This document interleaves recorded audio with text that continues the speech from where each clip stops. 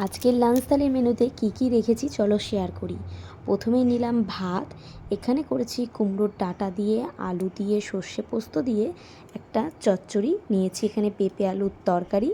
আর নিলাম ডাল, এখানে করবো একটা ভর্তা, টমেটো ভর্তা। এখানে নিয়েছি পেঁয়াজ, রসুন, টমেটো, ধনেপাতা। প্রথমেই কড়াইয়ের মধ্যে দিয়ে দিলাম পেঁয়াজ, তারপরে দিলাম ডুমো ডুমো করে কেটে রাখা টমেটো, এরপর দিয়ে দিলাম 10-12টা কোয়ার মতন রসুন, দিয়ে দিলাম ধনেপাতা আর কাঁচা লঙ্কা।